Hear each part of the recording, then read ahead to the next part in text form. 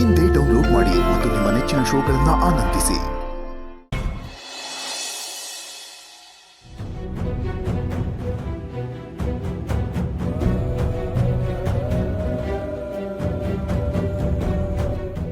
ಮೇಡಮೋರೆ, ಅಳ್ಬೇಡಿ, ಧೈರ್ಯವಾಗಿರಿ.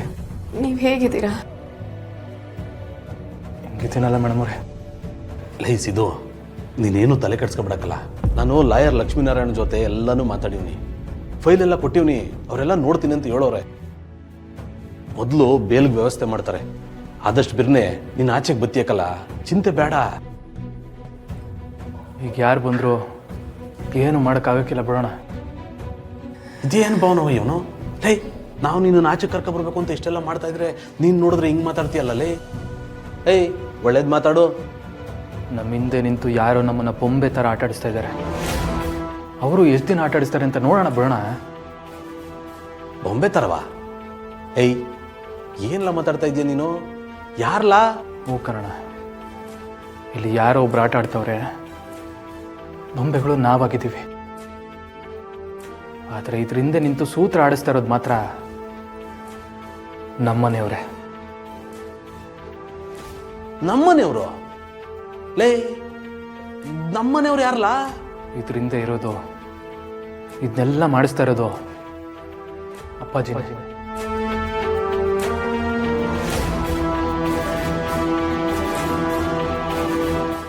ಅವತ್ತು ಅಪ್ಪಾಜಿನೇ ನನಗೆ ಬೇಲ್ ಕೊಟ್ಟು ಹೊರಗೆ ಕಳಿಸಿದ್ರು. ಈಗ ಬೇಲ್ ಕ್ಯಾನ್ಸಲ್ ಆಗದೆ ಅಂತ ನನಗೆ ಒಳಗಾಕವ್ರೆ. ಹಂಗಂದ್ರೆ ಅಪ್ಪಾಜಿ ಬೇಲ್ನ ವಾಪಸ್ ತಗೊಂಡವ್ರು ಅಲ್ವೇನಣ್ಣ? ಲೇ, ಅಪ್ಪಯ್ಯ ಯಾಕೆ ನಿನ್ನ ಒಳಗಾಕ್ಸರು? ಯಾರ ಹೆತ್ ಮಗನ್ನೇ ಜೈಲ್ಗೆ ಹಾಕ್ಸರೇನಿಲ್ಲ? ಒಂದ್ ವೇಳೆ ಹಾಕ್ಸಿದ್ರು ಅವ್ರಿಗೇನಿಲ್ಲ ಪ್ರಯೋಜನ? ಅದೆಲ್ಲ ನನಗೆ ಗೊತ್ತಿಲ್ಲ ಕಣ. ಅವ್ರ ಮನಸ್ಸಲ್ಲಿ ಏನು ಇಟ್ಕೊಂಡಿದಾರೋ ಏನೋ.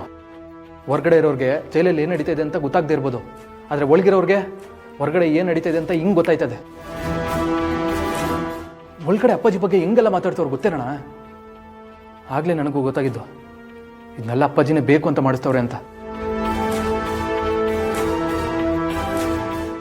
ಅಲ್ಲ ಕಲ, ಕೇಸ್ ಹಾಕಿರೋದು ಸೌಪರ್ಣಿಕ್ ಅವರಲ್ವಾ? ಕೇಸ್ ಹಾಕಿರೋದು ಅವರೇ ಇರ್ಬೋದು, ಆದರೆ ಅಪ್ಪಾಜಿ ನನ್ನ ಜೈಲಿಂದ ಯಾಕೆ ಬಿಡಿಸ್ತಾ ಇಲ್ಲ ಹೇಳು?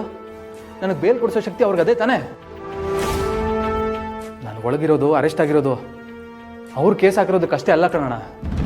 ನನಗೆ ಕೊಟ್ಟಿರೋ ಬೇಲ್ನ ಅಪ್ಪಾಜಿ ವಾಪಸ್ ತಗೊಂಡಿರೋದ್ರಿಂದ. ಇದನ್ನೆಲ್ಲ ಯಾಕೆ ಮಾಡ್ತಾವ್ರೆ ಗೊತ್ತಾ? ಹಿಂಗೆಲ್ಲ ಹಿಂಸೆ ಕೊಟ್ಬಿಟ್ರೆ ನಾನು ಮೇಡಮ್ ಅವ್ರನ್ನ ಬಿಟ್ಬಿಟ್ಟು ನಾನು ಮನೆಗೆ ವಾಪಸ್ ಬಂದ್ಬಿಡ್ತೀನಿ ಅಂದ್ಕೊಂಡಿರ್ಬೇಕು. ಮನೆ ಬಿಟ್ಟು ಬಂದು ಹೊಸ ಮನೆ ಮಾಡಿ ನಾವಿಬ್ರು ನೆಮ್ಮದಿಯಾಗಿ ಬದುಕ್ತಾ ಇರೋದು ಅವ್ರಿಗೆ ಸಹಿಸಕ್ಕಾಯ್ತಲ್ಲ ಅನಿಸುತ್ತೆ. ಅದಕ್ಕೆ ಹಿಂಗೆಲ್ಲ ಮಾಡ್ತಾವ್ರೆ. ಮೇಡಮರೇ, ಅವ್ರು ಮತ್ತೆ ನಿಮ್ಮ ಹತ್ರಕ್ಕೆ ಬರ್ತಾರೆ. ಸಿದ್ದೇಗೌಡನ ಬಿಡಿಸ್ತೀನಿ, ಅಗ್ರಿಮೆಂಟಿಗೆ ಸೈನ್ ಮಾಡೋ ಅಂತಾರೆ. ಮಾಡಕ್ಕೆ ಹೋಗ್ಬಿಟ್ಟಿರಾ? ನೋಡಿ, ನೀವು ಕಣ್ಣೀರು ಹಾಕೋದು ಬೇಡ, ಯೋಚನೆ ಮಾಡ್ಕೊಂಡು ಕೂರೋದು ಬೇಡ. ನೋಡೋಣ ಏನಾಯ್ತದೆ ಅಂತ. ಏನಿಲ್ಲ ಇದು, ಅಪ್ಪಯ್ಯ ಹಿಂಗ್ ಮಾಡ್ತಾರೆ ಅಂತ ನಾನು ಕನ್ಸಲ್ಲೂ ಅನ್ಕೊಂಡಿರ್ಲಕ್ಕಲ್ಲ. ಲೈ, ಇನ್ನ ಸುಮ್ಮನೆ ಬಿಡೋದಿಲ್ಲಕ್ಕಲ್ಲ. ನಾನು ಅಪ್ಪಯ್ಯನ ಕೇಳ್ತೀನಿ, ಅವ್ರ ಜೊತೆ ಮಾತಾಡ್ತೀನಿ. ಅಣ್ಣ, ನೀನೇನು ಕೇಳೋದು ಬೇಡ. ಸ್ವಂತ ಮಗ ಅಂತನೂ ಯೋಚನೆ ಮಾಡಿದೆ ಹಿಂಗೆಲ್ಲ ಮಾಡಿದಾರಲ್ಲ ಅಂತ ಮನುಷ್ಯತ್ವ ಇಲ್ದಿರೋ ಅವ್ರ ಜೊತೆ ಮಾತಾಡಿ ಏನು ಪ್ರಯೋಜನ ಹೇಳು? ಆಮೇಲೆ ನೀನು ಹೋಗಿ ನನ್ನ ಪರ ವಹಿಸ್ಕೊಂಡು ಮಾತಾಡೋದು, ಅವ್ರು ನಿನಗೆ ಬೈಯೋದು, ಸುಮ್ಮನೆ ನಿನ್ನ ಮೇಲೆ ಕಂಡಾಕಾಡ್ತಾರೆ. ಬೇಡ, ಬಿಟ್ಬಿಡು. ಲೈ, ಅವ್ರೇನೋ ಮಾಡ್ಬಿಡ್ತಾರಂತ ಎದುರ್ಕೊಂಡು ಸುಮ್ಮನಿರಕ್ಕಾಗೋದಿಲ್ಲ. ಇಂಥದ್ದೆಲ್ಲ ಪ್ರಶ್ನೆ ಮಾಡಲೇಬೇಕು. ನಾನು ಬಿಡೋದಿಲ್ಲಕ್ಕಲ್ಲ, ಕೇಳ್ತೀನಿ. ಅವ್ರೇನು ಮನುಷ್ಯರಿಲ್ಲ? ನಾನು ಕೇಳ್ತೀನಿ ಕಲ, ಅಷ್ಟೇಯ. ಮೇಡಮರೇ, ಮೊದಲೋಗಿ ಅಣ್ಣನ ತರೀರಿ. ಅವ್ನು ಹೋಗಿ ಏನಾದರೂ ಮಾತಾಡಿದ್ರೆ ಸುಮ್ಮನೆ ಇಲ್ದಾರ ತೊಂದರೆ ಆಯ್ತದೆ. ಹೋಗಿ ಮೇಡಮರೇ, ಹೋಗಿ. ಕೇಳಿ ಬಿಡಿಸಿದ್ದು ಅವರೇ. ಕೆಲವೊಂದು ಸಲ ಮಾತಾಡದೇ ಇರೋದು ತಪ್ಪಾಗುತ್ತೆ. ಎಲ್ಲಿ ಮಾತಾಡಬೇಕು ಅಲ್ಲಿ ಮಾತಾಡಬೇಕು. ಅದು ಅಲ್ಲದೆ ನಾವಿಬ್ಬರು ಅದೇನು ಅಪರಾಧ ಮಾಡಿದ್ದೀವಿ, ಅವ್ರಿಗೆ ಏನು ಅನ್ಯಾಯ ಮಾಡಿದ್ದೀವಿ ಅಂತ ನಮ್ಮನ್ನು ಹೀಗೆ ನಡೆಸ್ಕೋತಾ ಇದ್ದಾರೆ. ನಮ್ಮನ್ನು ಯಾಕೆ ಹೊರಗಿನವ್ರ ಥರ ನೋಡ್ತಿದ್ದಾರೆ? ಭಾವ ಏನಾದರೂ ಕೇಳೋದ್ರಲ್ಲಿ ತಪ್ಪಿಲ್ಲ ಅಂತ ನನಗನ್ಸುತ್ತೆ. ಅವ್ರು ಕೇಳಲಿ ಬಿಡಿ. ಸಿದ್ದು ಅವರೇ ನೋಡಿ, ನೀವೇನು ತಲೆ ಕೆಡಿಸ್ಕೋಬೇಡಿ. ನಿಮ್ಮನ್ನು ಹೇಗಾದರೂ ಮಾಡಿ ನಾವು ಹೊರಗೆ ಕರ್ಸ್ಕೋತೀವಿ. ಧೈರ್ಯವಾಗಿರಿ.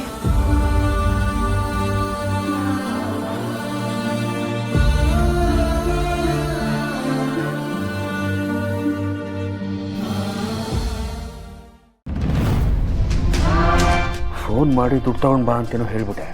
ಆದರೆ ಈಗ ಅವನನ್ನು ಎಲ್ಲಿಗೆ ಬಾ ಅಂತ ಹೇಳೋದು? ಜನರು ಇಲ್ಲದೆ ಇರೋ ಜಾಗಕ್ಕೆ ಬಾ ಅಂತ ಹೇಳಿದ್ರೆ ನಾನು ಯಾಮಾರು ಸಿಕ್ಕಾಕೊಂಡ್ರೆ ನನ್ನ ಕಥೆನೇ ಮುಗಿಸ್ಬಿಡ್ತಾನೆ. ಜೊತೆಗೆ ನಾನು ಅಂತ ಗೊತ್ತಾಗ್ಬಿಟ್ರೆ ಇನ್ನೂ ಕಷ್ಟ ಆಗುತ್ತೆ.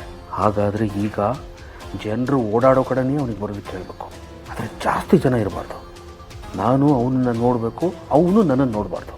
ಆಮೇಲೆ ನಾನು ದುಡ್ಡು ತೊಗೊಂಡಿದ್ದೀನಿ ಅನ್ನೋ ಒಂದು ಸಣ್ಣ ಸಾಕ್ಷಿನೂ ಅಲ್ಲಿರಬಾರ್ದು. ಅಂಥ ಜಾಗ ಯಾವುದಿದೆ? ಹಾಂ, ಪಾರ್ಕ್. ಹೌದು, ಪಾರ್ಕಲ್ಲಾದರೆ ಯಾವಾಗಲೂ ಯಾರಾದರೂ ಇದ್ದೇ ಇರ್ತಾರೆ. ಹೆಚ್ಚು ಕಡಿಮೆ ಆದರೂ ಜನ ಓಡಿ ಬರ್ತಾರೆ. ಹಾಗಾಗಿ ನಾನು ಸೇಫ್. ಅಲ್ಲಿಗೆ ಬರೋದಕ್ಕೆ ಹೇಳೋಣ.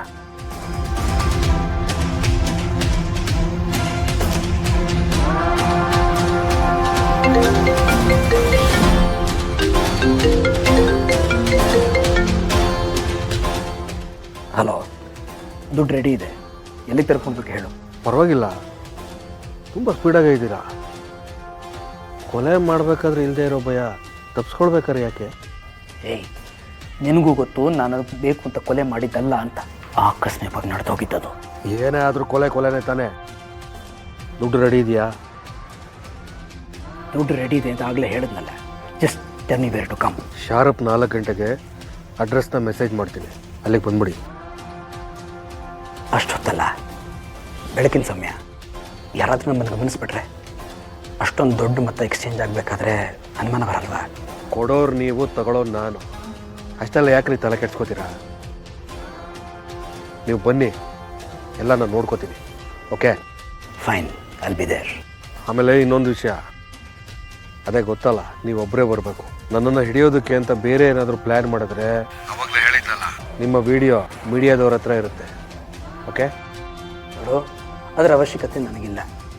ನಾನೇನೋ ಪ್ರಾಮಾಣಿಕವಾಗಿ ದುಡ್ಡನ್ನು ತಂದು ಕೊಡ್ತಾ ಇದ್ದೀನಿ.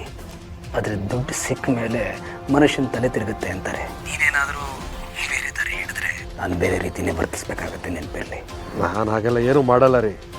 ನನಗೆ ದುಡ್ಡು ಬೇಕು, ನಿಮಗೆ ವಿಡಿಯೋ ಬೇಕು. ಸರಿ, ಬೇಗ ಬನ್ನಿ. ಆಯಿತು.